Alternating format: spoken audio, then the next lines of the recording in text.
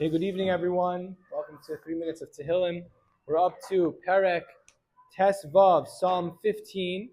And this, you may be familiar with this Perek because it's often chosen as one of the prakim to read at a levaya.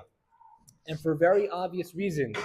The Mizmor begins, Mizmor LeDavid, Hashem mi yagur ba'olecha, who is someone who dwells in Hashem's tent, in your tent.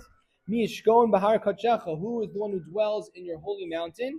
And then it goes on to list different character traits, which are so just succinct and clearly describing a righteous individual.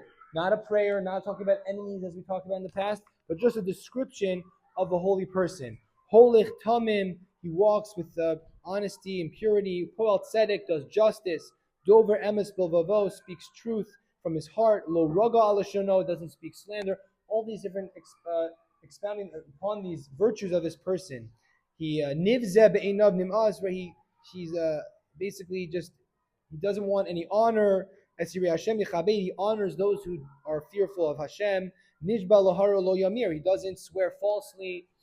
Different things that Rav Hirsch points out, all these things are all bein adam lechavero. That we asked in the beginning of a question, we said, who is the one who dwells in Hashem's tent? And our answer, you would think, maybe has something to do with high levels of religious observance, Torah study, high levels of holiness, but all the things we listed, he does righteousness, he doesn't swear falsely, he respects people, he does justice. All these things are bein adam lechavero. So Rav Hirsch says, because if you really want to know, there's no bifurcation. There's between man and God, and there's between man and man. There should be no distinction between those two things. If you want to be in God's tent, if you want to be on His holy mountain, you don't sit on literally a mountain. It's about being with people. It's about the way you treat another human being. That's the litmus test of how holy a person is. How do they treat their friends? How do they treat their spouse? How do they treat their children?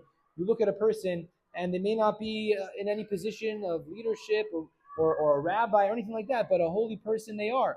Simple Jews, maybe that we don't, sitting on our block, we don't even know who it is. Someone on our block or a neighbor of ours, or just that's the holy person we're talking about. So that's what when a person leaves this world, when we read this Perek, we highlight these things about an individual, not the grandiose, almost unattainable. We talk about the simple things, but as simple things are, I think Mark Twain once said, common sense isn't so common anymore.